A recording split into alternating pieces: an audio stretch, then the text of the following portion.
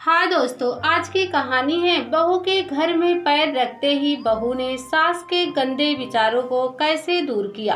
कहानी अगर पसंद आए तो वीडियो को लाइक, सब्सक्राइब, कमेंट जरूर करना। दुल्हन आ गई, नई बहू आ गई। कार के दरवाजे पर रुकते ही शोर सा मच गया। अमित की माँ, जल्दी आओ। किसी ने आवाज लगाई, बहू का स्वागत करो। अरे भाई, गीत गाओ। अमित की माँ राधा देवी ने बेटे बहू की अगवानी की। अमित जैसा ही आगे बढ़ने लगा कि घर की दरवाजा उसकी बहन रेखा ने रोक लिया। अरे भैया, आज भी क्या ऐसे ही अंदर चले जाओगे? पहले मेरा नेक दे दो, एक चवन्नी से काम चल जाएगा। अमित ने छेड़ा। भाई बहन की नोकझोंक शुरू हो गई। सब औरतें भी रेखा की तरफदारी करती जा रही थी। कंचन ने धीरे से नजर उठाकर ससुराल के मकान का जायजा लिया। पुराने तरीके का मकान था। कंचन ने देखा, ऊपर की मंजिल पर कोने में खड़ी एक औरत और उसके साथ खड़े दो बच्चे हसरत भरी निगाह से उसको ही देख रहे थे।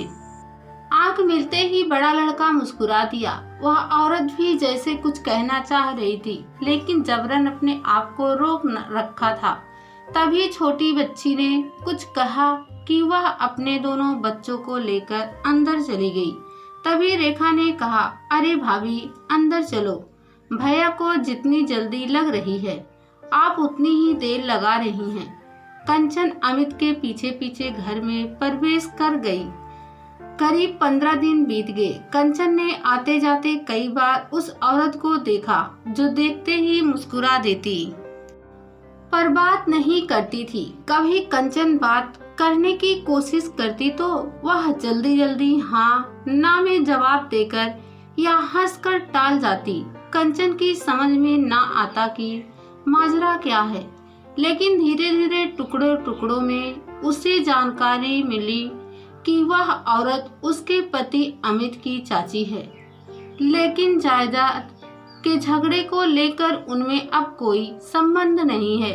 जायदाद का बंटवारा देखकर कंचन को लगा कि उसके ससुर के हिस्से में एक कमरा ज्यादा ही है। फिर क्या चाची जी इस कारण शादी में शामिल नहीं हुई, या उसके सास ससुर ने ही उसको शादी में निमंत्रण नहीं दिया? पता नहीं कौन कितना गलत है, उसने सोचा।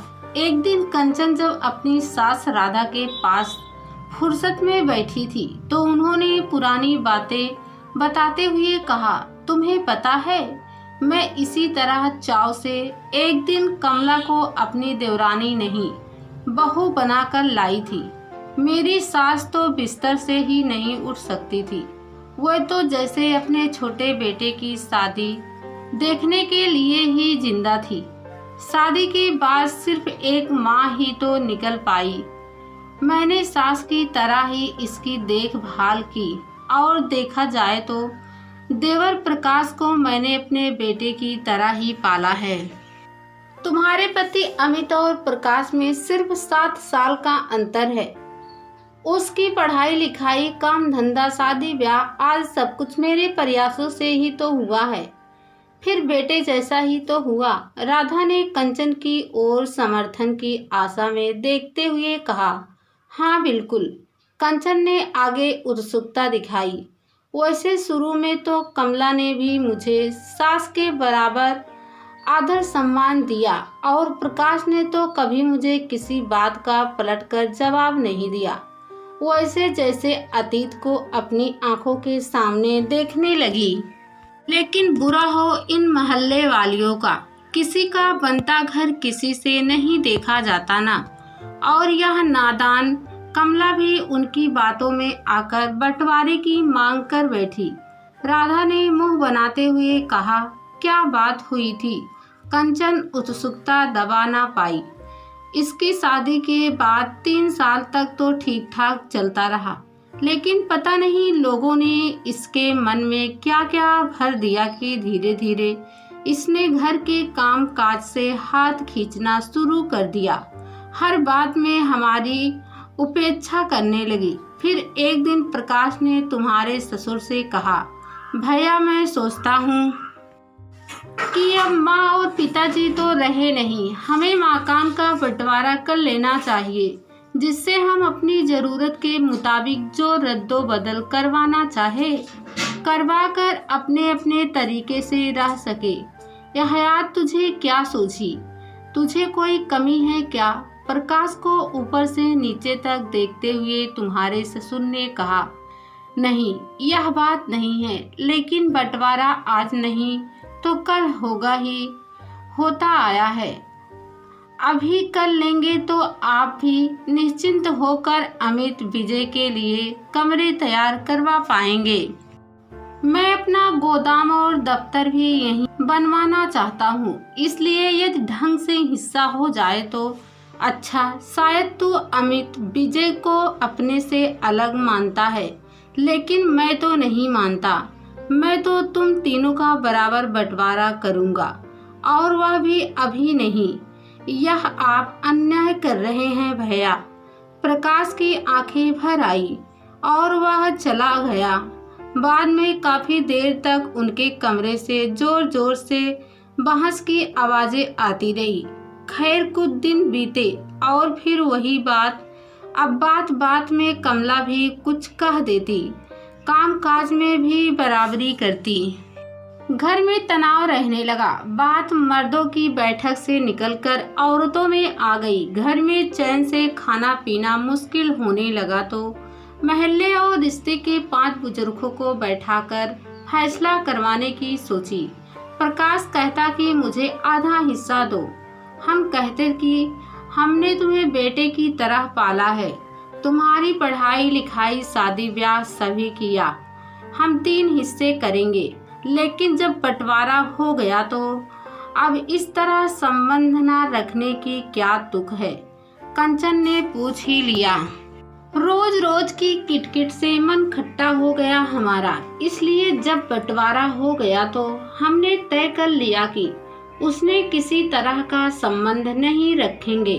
राधा ने बात साफ करते हुए कहा, लेकिन शादी ब्याह जन्म मृत्यु में आना जाना भी अब यह उनकी मर्जी। अच्छा बताओ, तुम्हारी शादी में कामकाज के बाबत पूछना शामिल होना क्या उनका कर्तव्य नहीं था? लेकिन प्रकाश तो शादी के 3 दिन पहले अपने धंधे के सिलसिले में बाहर चला गया था, जैसे उसके बिना काम ही नहीं चलेगा। राधा ने अपने मन की भड़ास निकाली। आपने उनसे आने को कहा तो होगा ना? अच्छा, राधा ने मुंह बिचकाया। जिसे मैं घर में लाई उसे न्योता देने जाऊंगी। कल विजय की शादी में तुमको न्योता दूंगी, तब तुम आओगी। कंचन को लगा अब पुरानी बातों पर आया गुस्सा कहीं उस पर न निकले। वह धीरे से बोली, मैं चाय का इंतजाम करती हूँ। कंचन सोचने लगी कि कभी चाची से बात करके ही वास्तविक बात पता चलेगी। उसने चाची व उनके बच्चों से संपर्क बढ़ाना शुरू किया। जब भी उनको देखती 1 से 2 मिनट बात कर लेती। एक दिन तो कमला ने कहा भी, तुम हम सब से बात करती हो, भैया भाभी कहीं नाराज हो गए तो आप भी कैसी बात करती हैं, वे भला क्यों नाराज होंगे? कंचन ने हंसते हुए कहा। अब कंचन ने दृढ़ निश्चय कर लिया कि एक दूसरे के मन पर जमा मैल हटाना है। इसलिए एक दिन सास से बोली, चाची जी कह रही थी कि आप कढ़ी बहुत बढ़िया बनाती हैं, कभी मुझे भी खिलाइए ना। इसी तरह कंचन कमला से बात करती तो कहती, जी कह रही थी कि आप भरवा बैगन बहुत बढ़िया बनाती हैं। कहने की जरूरत नहीं है कि ये बातें वह किसी और के मुंह से सुनती, पर सास को कहती तो चाची का नाम बताती और चाची से कहती तो सास का नाम बताती। वह जानती थी कि अपनी प्रशंसा किसे अच्छी नहीं लगती, फिर अगर वह अपने दुश्मन के मुंह से हो तो दुश्मनी भी कम हो जाती है। इस तरह बातों के जरिए कंचन एक दूसरे के मन में बैठी गलत फहमियों और वैमनस्य को दूर करने लगी। एक दिन तो उसको लगा कि उसने गढ़ जीत लिया। हुआ क्या कि कंचन के नाम की चिट्ठी पिंकी लेकर आई और गैलरी से उसने आवाज़ लगाई, भाभी जी। कंचन उस समय रसोई में थी। वहीं से बोली, क्या बात है, आपकी चिट्ठी। कंचन जैसे ही बाहर आने लगी, पिंकी गैलरी से चिट्ठी फेंक कर भाग गई। जब उसकी सास ने यह देखा तो बरबस पुकार बैठी, पिंकी अंदर तो आ। तब कंचन को आशा की किरण ही नजर नहीं आई। उसे विश्वास हो गया कि अब दिल्ली दूर नहीं है। तभी राधा को बेटी की बातचीत के सिलसिले में पति और बेटी के साथ एक हफ्ते के लिए बनारस जाना था। कंचन को दिन चढ़े हुए थे, इसलिए उन्हें चिंता थी कि क्या करे। पहला बच्चा है, घर में कोई बुजुर्ग औरत होनी ही चाहिए। आखिरकार कंचन को सब तरह की हिदायतें देकर वह खाना हो गई। 3 से 4 दिन आराम से निकले। एक दिन दोपहर के समय घर में अमित और विजय भी नहीं थे। ऐसे में कंचन परेशान सी कमला के पास गई। उसकी हैरान परेशान हालत देखकर कमला को कुछ खटका हुआ। क्या बात है, ठीक तो हो? पता नहीं, बड़ी बेचैनी हो रही है, सिर घूम रहा है। बड़ी मुश्किल से कंचन बोली, लेट जाओ तुरंत, बिल्कुल आराम से। कहती हुई कमला नीचे पति को बुलाने चली गई। कमला और प्रकाश उसे अस्पताल ले गए और भर्ती करा दिए। फिर अमित के दफ्तर फोन किया। अमित ने आते ही पूछा, क्या बात है? वह बदहवास सा हो रहा था, शायद चिंता से रक्तचाप बहुत बढ़ गया है। कमला ने जवाब दिया, मैं इसके पीहर से किसी को बुला लेता हूँ, आपको बहुत तकलीफ होगी। अमित ने कहा, ऐसा है बेटे, तकलीफ के दिन है तो तकलीफ होगी ही, घबराने की कोई बात नहीं, सब ठीक हो जाएगा। प्रकाश ने अमित के कंधे पर हाथ रखकर कहा, बाकी जैसा तुम उचित समझो। वैसे डॉक्टर ने क्या कहा है? अमित ने चाचा से पूछा। रक्तचाप सामान्य हो रहा है, कोई विशेष बात नहीं है। कंचन को 2 दिन अस्पताल में रहना पड़ा, फिर छुट्टी मिल गई, पर डॉक्टर ने आराम करने की सख्त हिदायत दी थी। घर आने पर सारा काम कमला ने संभाल लिया। कंचन इस बीच कमला का व्यवहार देखकर सोच रही थी कि गलती कहाँ है। कमला कभी भी उसके सास ससुर के लिए कोई टिप्पणी नहीं करती थी, लेकिन एक दिन कंचन ने बातों बातों में कमला को उकसा ही दिया। उन्होंने बताया, मैंने बंटवारा कराया, यह सब कहते हैं, लेकिन क्या गलत कराया? माना उम्र में वे मेरे सास ससुर के बराबर हैं, इसको पढ़ाया लिखाया भी, लेकिन सास ससुर तो नहीं है ना। यदि ऐसा ही होता तो क्या तुम्हारी शादी में हम इतने बेगाने समझे जाते? फिर यदि मैं लड़ाकी ही होती तो क्या बंटवारे के समय लड़ती नहीं? सब यही कहते हैं कि मैंने तनाव पैदा किया, पर मैंने यह तो नहीं कहा कि संबंध ही तोड़ दो, एक दूसरे के दुश्मन ही बन जाओ।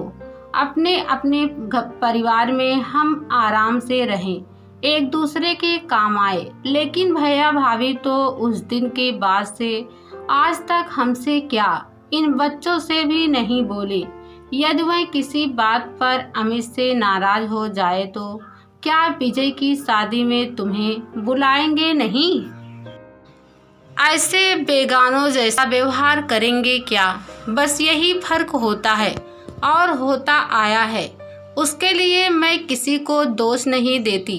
खैर छोड़ो इस बातों को, जो होना था हो गया। बस मैं तो यह चाहती हूँ कि दोनों परिवारों में सदा मधुर संबंध बने रहे। माँ जी भी यही कहती है। कंचन ने अपने पन से कहा। सच? कमला ने आश्चर्य प्रकट किया। हाँ, फिर वह हमसे बेगानों जैसा व्यवहार क्यों करती है? वह बड़ी है ना, अपना बड़प्पन बनाए रखना चाहती हैं। आप जानती ही हैं वह उस दौरान की हैं कि टूट जाएगी पर झुक नहीं सकती। कंचन की बात सुनकर कमला कुछ सोचने लगी। शाम तक राधा, रेखा और दुर्गा चरण आ गए। आकर जब देखा कि कंचन बिस्तर पर पड़ी है तो राधा ने हाथ पांव फूल गए। राधा ने सहमे सुर में पूछा, क्या हो गया? कुछ नहीं, अब तो बिल्कुल ठीक हूँ, पर चाची जी मुझे उठने ही नहीं देती। कंचन ने कहा, ठीक है, तुम आराम करो, अब सब मैं कर लूँगी। राधा ने कंचन की बात अनसुनी करते हुए अपने सफ़र की बातें बतानी शुरू कर दी। तभी कमला ने कहा, आप थक कर आए हैं, शाम का खाना मैं ही बना दूंगी। रोज़ खाना कौन बनाती थी? राधा ने जानना चाहा। चाची जी ने ही सब संभाल रखा था अभी तक तो। अमित ने बताया, अस्पताल में भी ये ही रही, 1 मिनट भी भाभी जी को अकेला नहीं छोड़ा। विजय ने बात आगे बढ़ाई, तो फिर अब क्या पूछ रही हो? दुर्गा चरण ने राधा की ओर सहमति की मुद्रा में देखते हुए कहा, हाँ और क्या, हम क्या पराए हैं जो अब हमको खाना नहीं खिलाओगी? राधा ने कमला की ओर देखकर कहा, जी अच्छा। कमला जाने लगी। दुर्गा चरण और राधा ने एक दूसरे की ओर देखा। फिर दुर्गा चरण ने कहा, अपना आखिर अपना ही होता है, हम यह बात भूल गए थे। तभी कमला कुछ पूछने आई तो राधा ने कहा, हमें माफ़ करना बहू। छी भाभी जी, आप बड़ी हैं, कैसी बात करती हैं? यह सही कह रही है बहू, बड़े भी कभी कभी गलती करते हैं। दुर्गा चरण बोले तो कंचन के ओठों पर मुस्कान खिल उठी।